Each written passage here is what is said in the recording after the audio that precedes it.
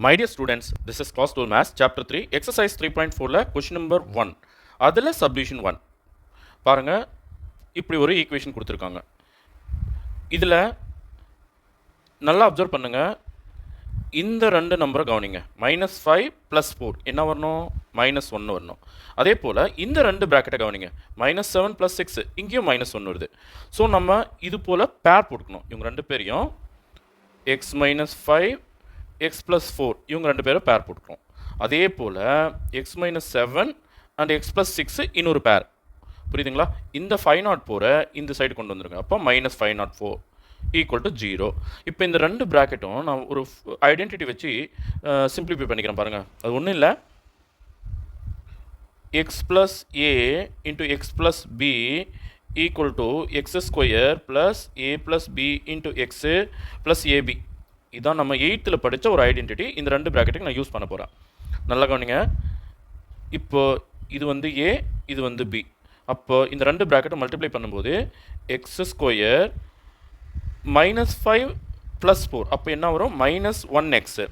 -5 × +4 என்ன வரும்? 5 4s are 20 but -20.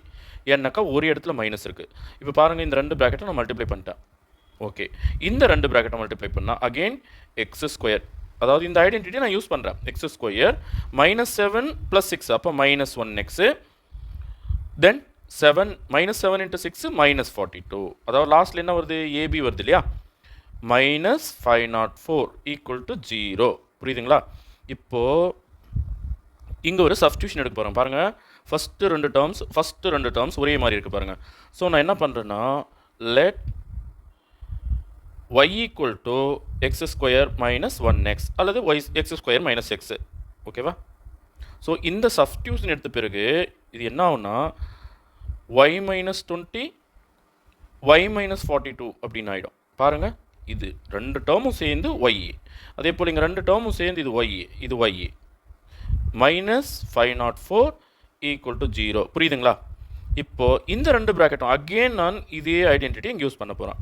என்ன வரும்பா? y². பாருங்கள், இதுவும் மைனஸில் இதுவும் மைனஸில் -20 -42 × y. ஏன்னா வேரியபிள் வந்து y.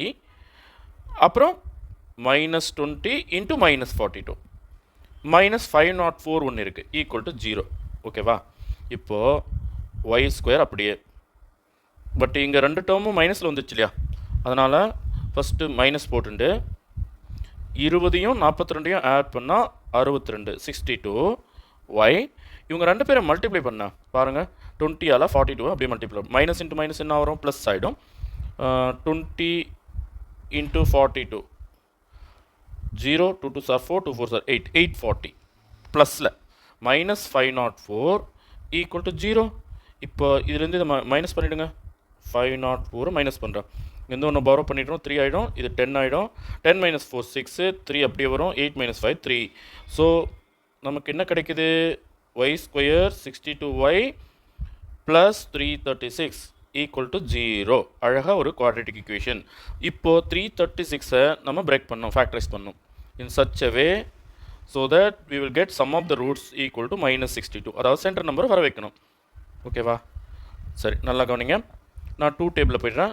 1 2 is 2 balance 1, 6 2s are 12 balance 1, 8 2s are 16. Again 2 டேபிளில் 8 2s are 16, 4 2s are 8. Again 2 டேபிளில் 4 2s are 8, 2 2s are 4. இப்போது 7 டேபிளில் போயிடலாமா? 6 7s are 42. ஓகே, தென் 3 டேபிளில் 2 3s are 6. இப்போது நான் எப்படி இதை வந்து பேர் போட்டால் எனக்கு 62 வரும்? பாருங்கள், 3 2s are 6. இவங்க எல்லாரையும் மல்டிப்ளை பண்ணுங்கள். 7 × 2 × 2 இது வந்து 8. இங்கே வரைக்கும் 8 கரெக்டாக. 7 × 8 56. அப்போது 336 நான் எப்படி பிரேக் பண்ணுறேன்னு பாருங்கள். 336 ப்ளஸில் தான் இருக்குது. அப்போ ரெண்டுமே எதர் மைனஸாக வரணும் அல்லது ரெண்டுமே ப்ளஸில் வரணும் ரூட்ஸு. அப்போது 7 × 8 56, 2 3s are 6, 56ம் 6ம் ஆட் பண்ணால் எனக்கு 62, பட் ரெண்டும் மைனஸு. புரியுதுங்களா?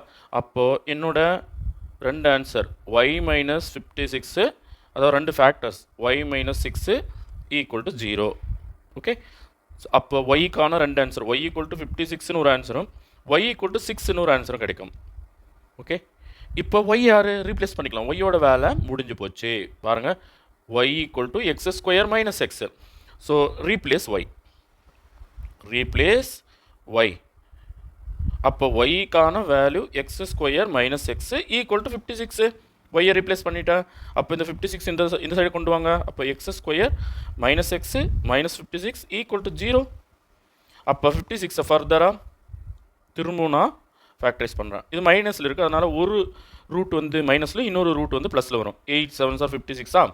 இப்போ இதுக்கு மைனஸ் கொடுங்க பாருங்கள். -8 + 7 -1 சென்டர் நம்பர் வந்துடுதா, சம் ஆஃப் த ரூட்ஸ். அப்போது x minus 8 x plus 7 are the factors equal to 0. அப்போ எக்ஸ் ஈக்குவல் டு 8ன்னு ஒரு ஆன்சரும் எக்ஸ் ஈக்குவல் டு -7ன்னு ஒரு ஆன்சரும் கிடைக்கும். ரெண்டு ஆன்சர் எடுத்துட்டோம். திரும்ப இங்கேயும் தானே ரீப்ளேஸ் பண்ணணும். ஒய்க்கு பதிலாக X square minus x equal to 6.